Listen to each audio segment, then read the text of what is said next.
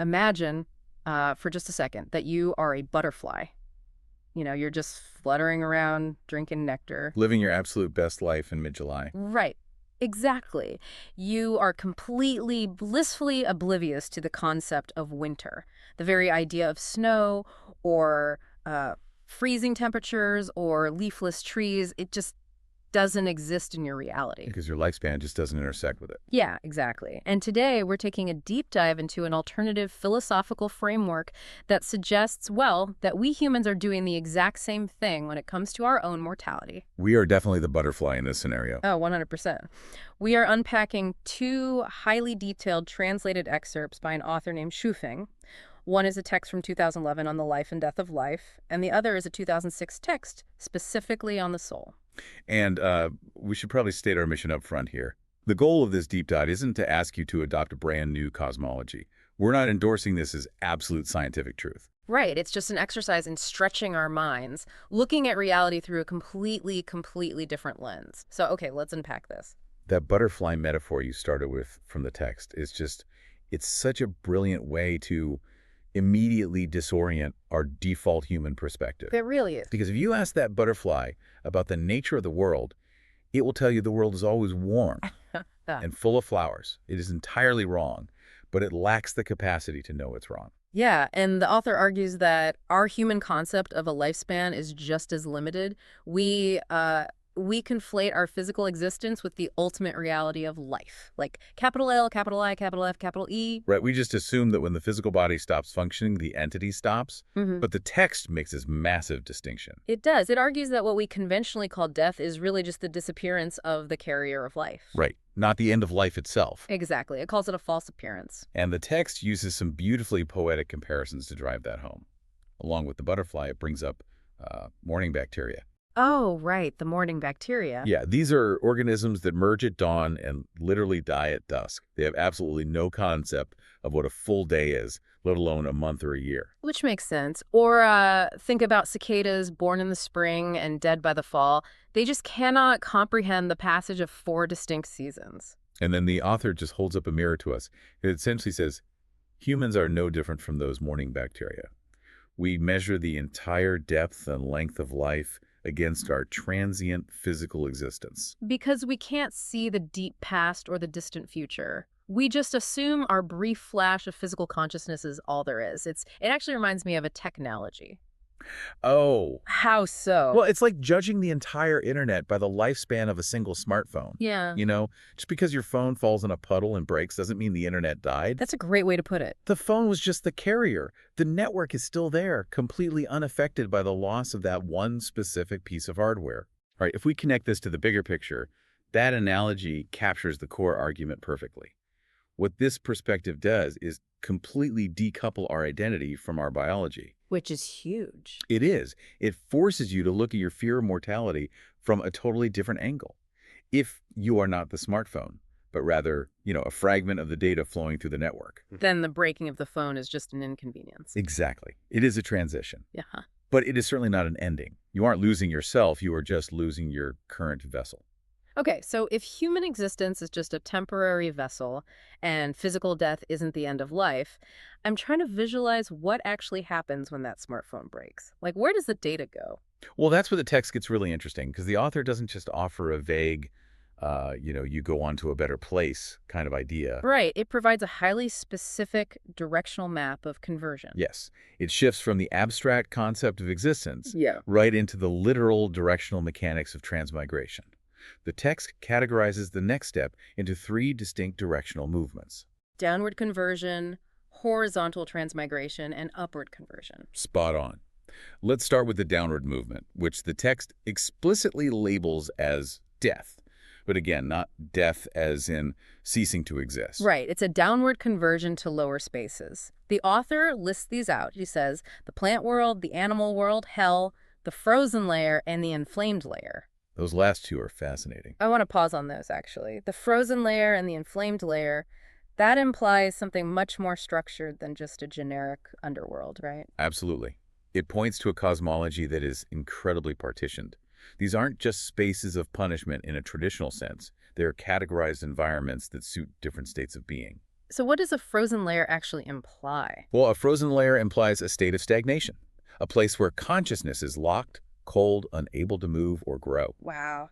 And the inflamed layer. Conversely, an inflamed layer suggests volatility, chaos, a state of constant painful burning or agitation. Ugh. The downward conversion means your consciousness has taken on properties that require these dense, restrictive environments. Man, that is a heavy thought. So that is downward conversion. Then there's upward conversion, which the text calls life. Right. This is advancing to higher spaces, specifically listing 3 levels of heaven: the 1,000-year world, the 10,000-year world, or the celestial islands continent of the Elysium world. You have to notice the progression of time in those titles. Yeah. 1,000-year, 10,000-year, and then celestial islands. Which sort of implies stepping outside of time altogether. Exactly. It represents an increasing expansion of existence, moving further and further away from the brief, cyclical nature of human time.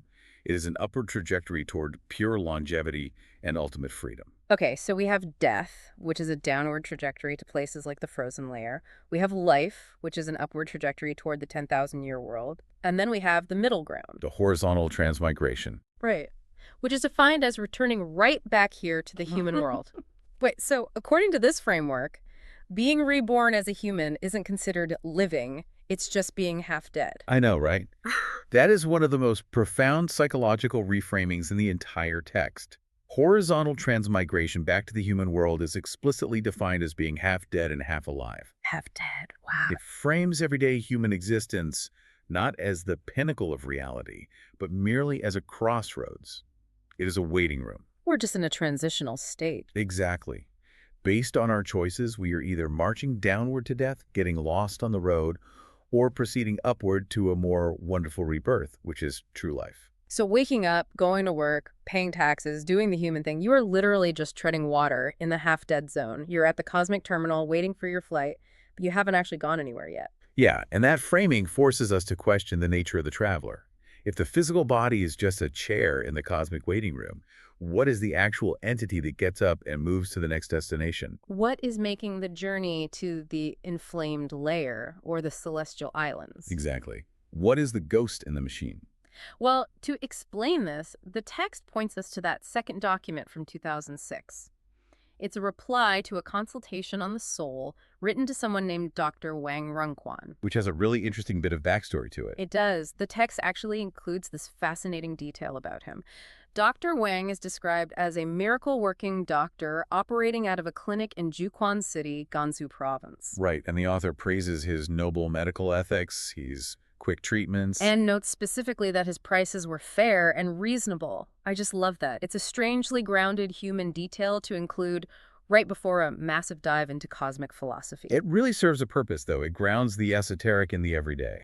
It shows that these vast philosophical concepts aren't just for monks meditating on a mountain. Right. They're meant to be understood by practical working people. Like a rural doctor trying to understand the fundamental nature of his patients.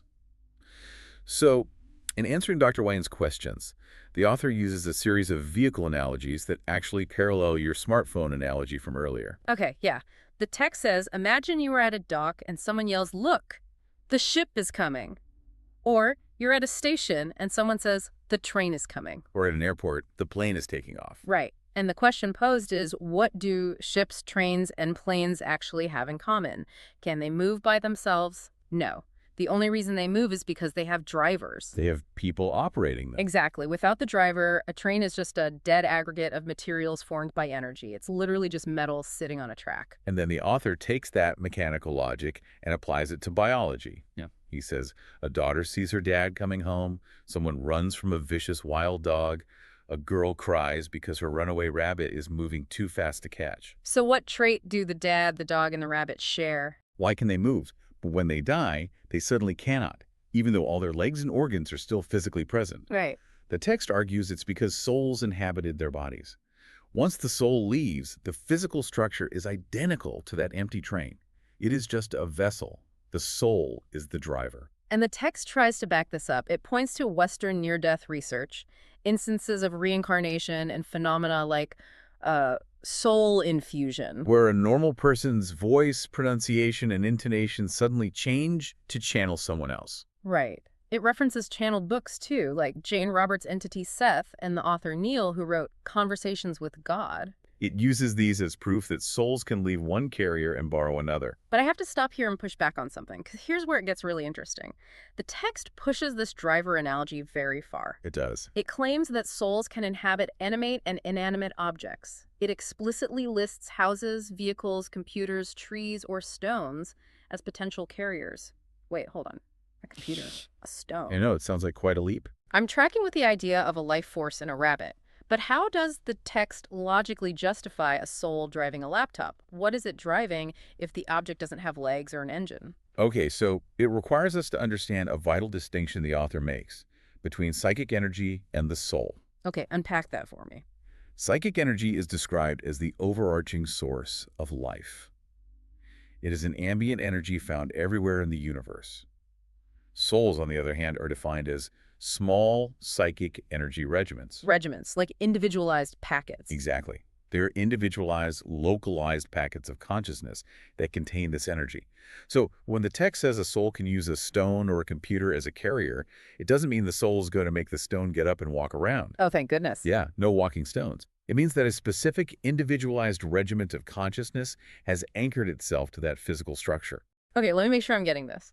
The soul isn't operating the laptop's keyboard. It's just using the laptop's physical matter as its current anchoring point in the material world. Like someone sitting in a parked car with the engine off. That is a great way to put it.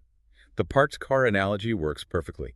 The physical object is merely the container holding the localized consciousness at that particular moment in its transmigration. Okay, but if we have all these individualized packets of consciousness, these soul regiments, anchoring themselves in human bodies, rabbits, stones, and parked cars, and they are constantly moving up, down, and horizontally between the frozen layer and the 10,000-year world, how is this all managed? There has to be a system. It sounds chaotic, right? Yeah. How does the universe manage the traffic of 1 trillion different drivers? Well, to explain the traffic management, the text outlines 8 fundamental characteristics of the soul.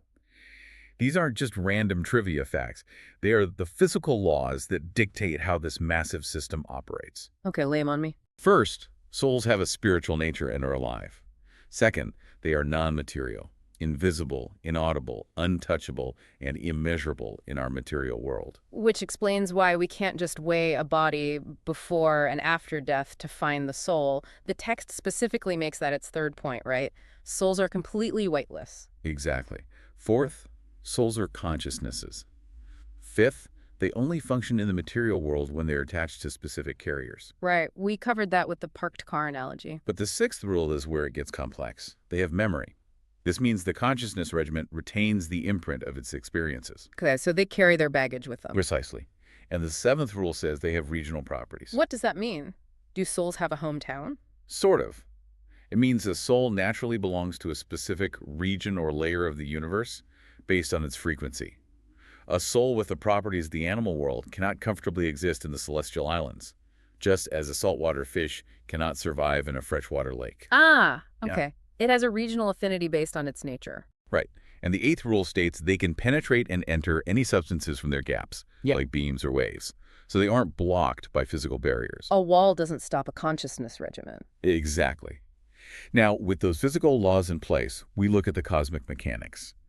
The text states that the reincarnation of all these souls is strictly managed by Tao. Ow. Yes, and in this specific framework, Tao isn't just a vague philosophical concept. It is described as the underlying automated operating system of the universe. So it's the objective law that governs everything from the orbit of planets to the transmigration of souls. You got it. So Tao is the software running the whole simulation. And the ultimate gateway for all this soul movement is the place the text calls the continent for 3 realms lives to pass through. That is a wild name. What is it? It acts as a cosmic filter. When a soul, or as the author prefers to call it in his broader Lifechanyuan framework, a consciousness passes through this continent, it encounters different layers of density. The soul passes through and enters corresponding spaces based entirely on its own contents. So the continent for 3 realms is essentially a cosmic centrifuge. It spins you around, and wherever your specific density naturally settles, whether that's as a stone, a rabbit, or a resident of the 10,000-year world, is where you end up. That's exactly it. But what makes a consciousness dense or light? How does that spiritual physics actually work? Well, what's fascinating here is that it comes back to that rule about memory and the contents of consciousness. Every action, thought, and intention you have, while in your human carrier, adds to or subtracts from the weight of your consciousness regiment. Okay, so greed, malice, or ignorance might make your consciousness thick and heavy. Exactly. So when you hit the cosmic centrifuge, that heavy density naturally pulls you down through the filter into the frozen layer or the animal world. And conversely, compassion, self-awareness, and spiritual refinement act as purifying forces. Right. They make your consciousness lighter, finer, and more subtle. A finer frequency, so a highly refined consciousness would just slip right through the coarse filters and naturally float up into the 10,000-year world. That is the elegance of this system. It is a physics-based metaphor for spiritual morality. Mm. There is no judge sitting on the throne. There is no jury weighing your sins. There's no arbitrary punishment. Exactly. It is an automated system of cause and effect managed by Tao, based purely on the specific gravity of your own mind.